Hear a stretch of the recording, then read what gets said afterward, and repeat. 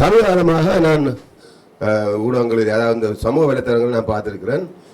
Douglas வளர்ந்தா குழந்தைகளை பிடிச்சு கடத்தி குழந்தைகளை வந்து கட்டுநாயக்கா விமான நிலையம் ஊடாக இந்தோனேஷியா, மலேசியா, தாய்லாந்து போன்ற நாடுகளுக்கு அனுப்பி அங்கு வைத்து விபச்சாரம் செய்ததாக ஒரு செய்தியோட பெறப்படுகிறார்கள். இது பற்றி நீங்கள் என்ன கூற விரும்புகிறீர்கள்?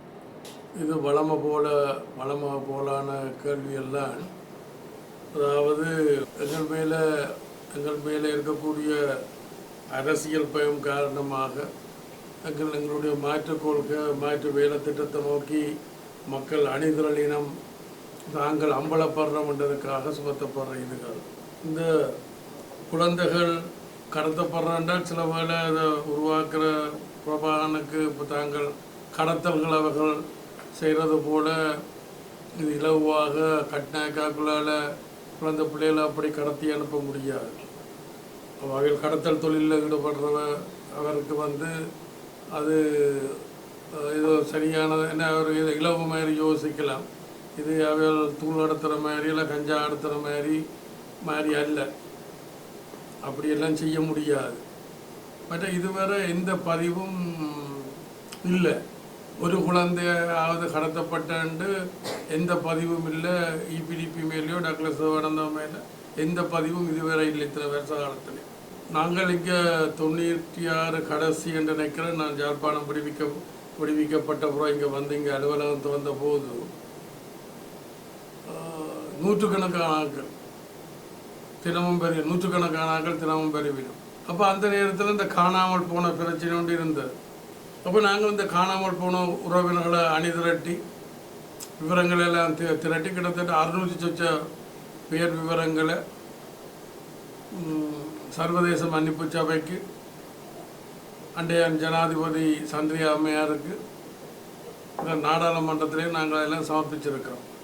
அப்போ அந்த 600 சொச்சத்தில் கூட யாரும் வந்து சொல்ல இல்லை, தங்களோட குழந்தைகளை காண இல்லைன்னு யாரும் சொல்ல. இதுவரை கூட என்னட்டு யாரும் அப்படி ஒன்றையும் சொல்ல. அப்போ போய் அவையிட கற்பனை உண்மைக்கு புறம்பானது. இப்போ கிட்டடையில் கூட இந்த செம்மணியை பற்றி கதை கேட்கல எங்களோட அலுவலகம் இருக்கிற இந்த சிறித தியேட்டர்னு சொல்லப்படுற இந்த இடமும் தோண்டப்பட வேணுமா. அப்போ நாங்கள் தாராளமாக தோண்டி நிலத்தை பழுதாக்க வேண்டாம். இப்போ இந்த ஸ்கேன் முறை வந்திருக்கு. அப்போ ஸ்கேனண்டால் இந்த இடத்துல இருக்குன்ட்டு சொல்லி அதை உறுதிப்படுத்தும். அப்போ அந்த இடத்துலையே தோண்டலாம். அப்படியே தாராளமாக வாங்க, நாங்கள் அதுக்கு ஒத்துழைக்கிறோம். யாரும் வந்ததா இல்லை. அப்போ பொய்யான இது படிங்க சொன்ன மாதிரி அந்த பொன்னன் இருக்குதான். அதிலெல்லாம் ஒரு ஒரு ஒரு ஒரு வர்த்தக நோக்கத்தோட ஒரு சுயலாப ஆதாயத்தோடு தான். உங்களுக்கு தெரியும், ஒருக்கா பொன்னியன். அப்போ நான் ஒருக்கா மண்டதீவுக்கு வந்தேன். அப்போ படையினர் ஒரு 15-20 பேரை பிடிச்சி வச்சுருந்தான். அப்போ நான் அவைகளை பார்க்க வேணுமென்று சொல்லி போட்டு அங்கே போனானா. அப்போ பொன்னியன் தானும் என்னோட கூட வந்ததான் என்ற மொழிபெயர்ப்புக்காண்டி. அப்போ நான் அங்கே போய் பார்த்துட்டு திரும்பி 1-2 நிமிஷம் ஆகல சடப்படண்டு வடிச்சத்தம் கேட்டது. அவ்வளோ பேரும் சுடப்பட்டு அந்த பங்கருக்குள்ள புதைக்கப்பட்டதாக சொல்கிறேன். அப்போ நான் அனுர ஜனாதிபதிக்கு கடிதம் எழுதுகிறேன். இங்கே கடிதம் இருக்குது. அப்போ அதில் நான் அனுர ஜனாதிபதிக்கு எழுதுகிறேன், என்ன இப்படி ஒரு கண்கண்ட சாட்சி, உயிர் வாழ்கிற சாட்சியாக சொல்கிறேன். அப்படியே விசாரிங்க. அதில் எந்த உண்மையும் இல்லை. அதில் நான் கொழும்பில் இருந்த வீடுகளில் அந்த நேரம் சொல்லப்பட்டது இப்போ இடையில வரும் அந்த கதைகள். பல பேரை 100கணக்கான ஆக்களை கடத்தி கொண்டு போய் அவையில் சித்திரவதை செய்து கொண்டெல்லாம் சொல்லப்படுது. அப்போ நான் இருந்த ஒரு முக்கியமான இடம் பாக் ரோட். அங்கே இன்றைக்கு 30 மாடி கட்டிடம் இருக்குது. அப்போ 30 மாடி கட்டிடம் கட்டணுமென்றால் கீழே 20-25 அடி தோண்ட வேணும். யாழ்ப்பாணத்தில் வடக்கில் ஒரு அடி தோண்டினாலே எலும்பு கூடு வருது. ஆனால் அங்கே 25-30 அடி தோண்டியும் இது வேறு ஒரு மயிரண்டு சொல்லிக்கல இந்த அது கூட வரையில். அதுவும் தென்னிலங்கை சிங்கள மக்கள்லாம் கட்டி இருப்பினோம் தோண்டியெல்லாம். சரி இங்கே நாங்கள் தமிழ் மக்களை கொண்டு நாங்கள் ரகசியமாக செய்கிறோம் அப்படி கூட இல்லை தான்.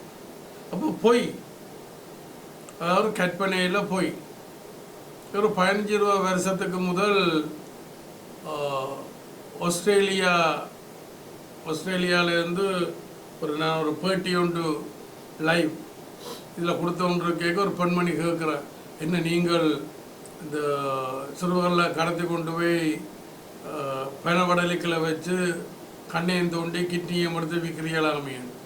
அப்போ நான் இந்த பெண்மணிகிட்ட கேட்டேன், ஒரு குக்கிராமத்தில் ஒரு பெண்மணி இந்த கேள்வியை கேட்டால் அறியாமையில் கேட்குறேன்னு சொல்லலாம்.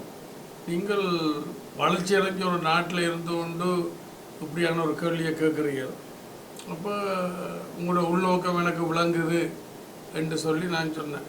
கிட்னியையும் கண்ணையும் வந்து வடலிக்கில் வச்சு அப்படி ஒன்றும் செய்ய முடியாது, அது விஞ்ஞானபூர்வமாக ஆஸ்பத்திரியில் வச்சு தான் சிறையிலெல்லாம் செய்யவும். அப்போ இப்படி கற்பனையில் ஒரு பெண்ண மாதிரி இந்த மைசூரண்ட கொலையில் டக்ளஸ் தேவானந்தா அண்ட் இலகுவா சொன்னது போல் அப்படி பல இதுகளில் குமார் பொன்னம்பலத்துற கொலை. அப்போ இந்த பெரும்பான்மையான கொலைகள் பிரபாகரனோட சம்மந்தப்பட்டது, பிரபாகரனுடைய கொள்கையோடு சம்மந்தப்பட்டது, பிரபாகரனுடைய வேலை திட்டத்தோடு சம்மந்தப்பட்டு. இதுதான் வரலாற்று பதிவு ஆரம்பத்தில். இப்போ நான் சொல்கிறது இப்போ இந்த பொழுதுபோக்கு, சின்ன வயது பொழுதுபோக்குகள், சின்ன வயது பொழுதுபோக்குன்ற நான் சின்ன வயதில் ஒரு இந்த பழைய முத்திரை சேர்க்கிறது, இல்லை மீன் வளர்க்குறது, புறா வளர்க்குறது, அது என்னுடைய பொழுதுபோக்கு. பிரபாகரனுடைய சிறு வயது பொழுதுபோக்கு என்ன, கெட்ட போலால் வெயிலில் இருக்கிற ஓனான அணில எல்லோரும் பறவையை அடிக்கிறது, இல்லை நாய் பூனை அடிக்கிறது, அது துடிக்கும், ரத்தம் சிந்தம் துடிக்கும். அப்போ அது அவருக்கு ஒரு ரசனை. அரசன் அவ்வளியோ குடிகள் அவ்வளியன்றது போல் இப்போ நான் இபிஆர்எஃப்ல தலைமை தாங்கிக்க உட்கொலைகளுக்கு இடம் கொடுக்கவே இல்லை. இப்போ நான் இல்லாத நேரத்தில் ஐபிகேஎஃப் காலகட்டத்தில் பல கதைகள் இருக்கின்றது வேறு. ஆனால் நான் இருக்க இபிஆர்எஃப்க்கு அதுக்கு உட்கொலைக்கு இடம் கொடுக்கவே இல்லை. அப்போ இந்த தலைமைகள் எவ்வாறு தங்களுடைய உறுப்பினர்களை வழிநடத்தினோம் அந்த சிந்தனை போகும். அப்போ நான் கொலைகளுக்கு கூடாக பிரச்சனைகளை தீர்க்கலாமன்ற ஆயுத போராட்டத்தில் நான் ஈடுபட்டிருந்தாலும் கூட கொலைகளுக்கு கூடாக வன்முறைகளுக்கு கூடாக பிரச்சனைகளை தீர்க்கலாம்ன்ற நம்பிக்கை எனக்கு இல்லை. அது தேவையான ஒரு தற்காலிகமாக உடனடி சரி ஒருதன் கொல்லவாரான் என்று சொன்னால் தடுக்கிறது அடிக்கிறதுன்றது அது வேறு. மற்றபடி திட்டம் போட்டு கொலை செய்கிறதுன்றதில் எனக்கு நம்பிக்கையும் இல்லை, இதில் விருப்பமும் இல்லை, இதில் இணக்கப்பாடும் இல்லை. அப்படி நான் நம்மளோட கட்சிக்காரரை கூட நான் அதில் ஈடுபட இல்லைன்னு அது எங்களோட கட்சி கொள்கையில். அப்போ இதைத்தான் நான் சுருக்கமாக செம்மணியை பற்றி சொன்னீங்கள். நாங்கள் இங்கே வந்த நேரத்தில் காணாமல் போனவருடைய உறவினர்களை அழைத்து ஒரு சங்கமாக அமைச்ச நாங்கள். அதில் இந்த அரசியல் நோக்கமும் எனக்கு இருக்க இல்லை. என்னுடைய நோக்கம் சீலாவ அரசியல் நோக்கம் எனக்கு இருக்குது. என்னுடைய நோக்கம் காணாமல் போனவர்களை தேடி கண்டுபிடிக்கிறது, பாதிக்கப்பட்ட ஆட்களுக்கு பரிகாரம் காண்றது, இனிமேல் எதிர்காலத்தில் இப்படி நடக்காமல் இருக்கிறது பார்த்து கொள்ள வேணும் என்றதுதான் என்னுடைய நோக்கமாக இருந்தது.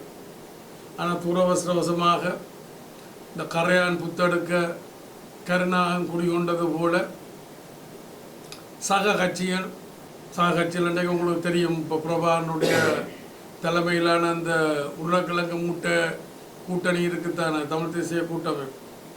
உருளைக்கிழங்கு மூட்டை என்ன தெரியும் தானே. இப்போ பிரபாகரன் பலோத்காரமாக மூட்டைகளை போட்டு கட்டி விட்டுட்டு போயிட்டான், கட்டு கலண்டுட்டது, அது அங்கே இங்கே சிதறி போகும்.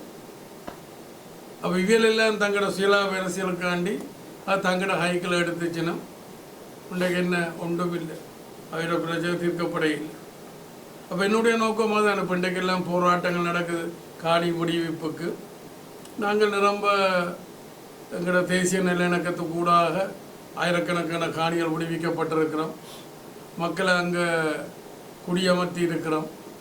இந்தியாவிட்ட போய் 50,000 வீட்டு திட்டத்தை பெற்று அழிந்த வீடுகளையும் வீடு இல்லாதவர்களுக்கும் அந்த திட்டம் எல்லாம் கொடுத்துருக்குறோம். அப்படி எண்ணில் அடங்காத பெரிய ஒரு பட்டியல் இருக்குது. அது இந்த பட்டியலை இன்னொரு சந்தர்ப்பத்தில் நாங்கள் அதை பற்றி கதைக்கலாம்.